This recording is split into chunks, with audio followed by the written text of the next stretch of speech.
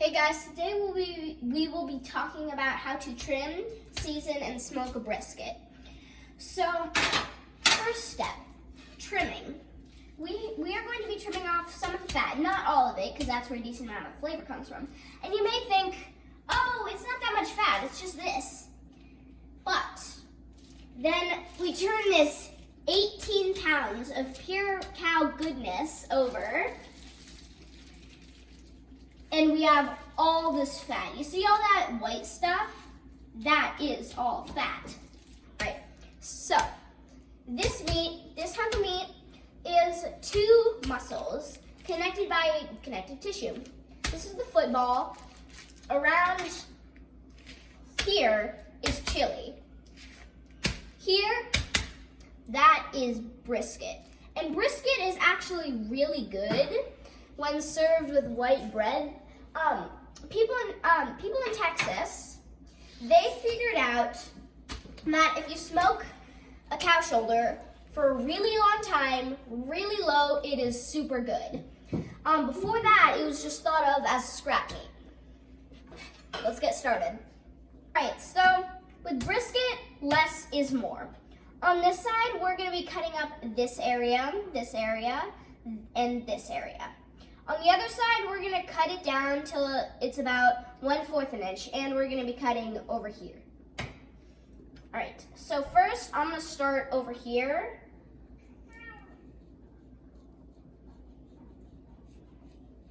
And you wanna be careful not to get any good meat. You see this? Pure cow fat. It feels really weird. When you're trimming a brisket, you want to take small slices, little bits at a time. That way you don't overcut and get good meat. See this red stuff? This soft stuff is good meat. This over here is more hard. It's not good meat, it's fat.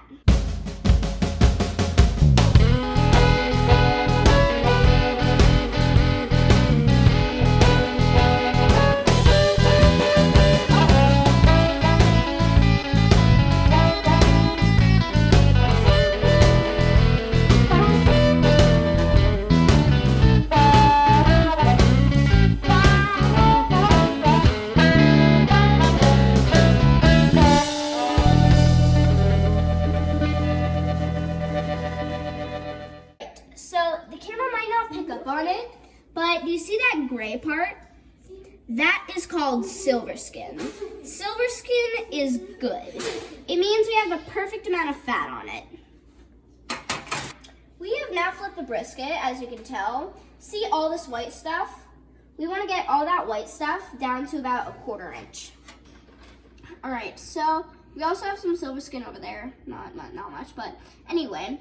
So here we have some soft meat. We have some soft fat. That means we're about done because we want about 1/4 inch of fat left until we hit meat. But over here, it's really hard. Now, what about the soft fat? If there's over 1/4 inch, we're cutting it down to 1/4 inch. All right.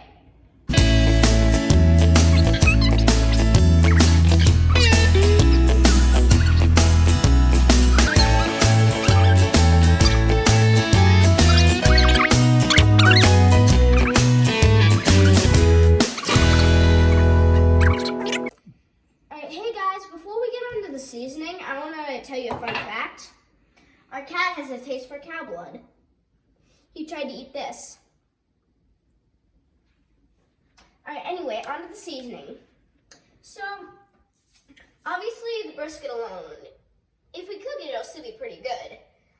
But it'll be even better with this. So here we have some pepper in a jar. Pepper. We also have some smoked paprika, some salt, and just a little bit of sugar. So that way, with the apple cider vinegar and the apple juice in a spray can, it'll start to caramelize. So we use kosher salt for our briskets.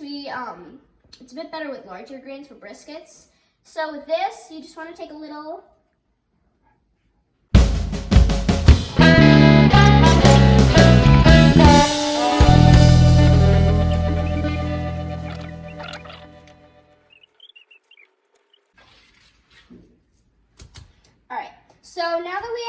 side of the brisket nice and orange. Next we want to put our salt on. Just kind of want to sprinkle it all over.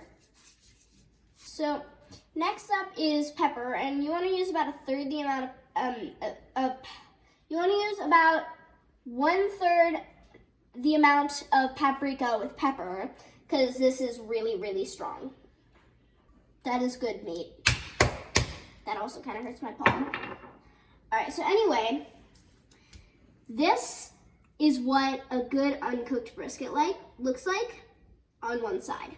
We put it on this because we want to refrigerate it overnight, and we had to cut because I am a small child and I cannot lift 15 pounds of pure meat on my own.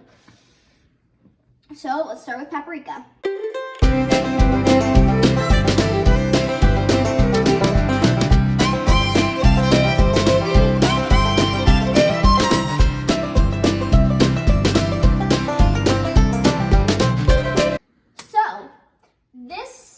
The meat is good. It is seasoned, it has been trimmed.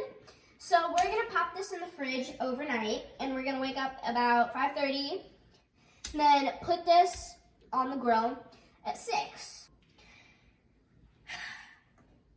Sorry, salt container.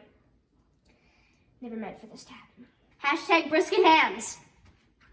All right, I need to wash these now. No! It's actually cooked. Alright, hey guys, so quick disclaimer. If you hear what sounds like a child screaming just out of the blue, it is a coyote because we have an infestation of them around our property. Like that. Be quiet! Alright, so anyway, today what we're going to be doing is smoking the brisket. So we have our meat. In here. We have some smoke boxes. We have applewood and hickory, and we soaked them overnight. Please ignore those. Anyway, we have the meat on, and we have a cup of apple cider vinegar and a cup of apple juice in here. And the meat is in here, so this is what the meat looks like now. We've sprayed it a couple times. But anyway, this is pretty much what you want to do.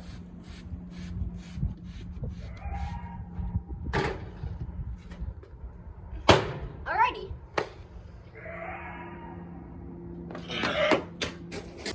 Alright, hey guys, so I forgot to tell you about the smoke box earlier, but anyway, do you see those 2 boxes right there with the holes?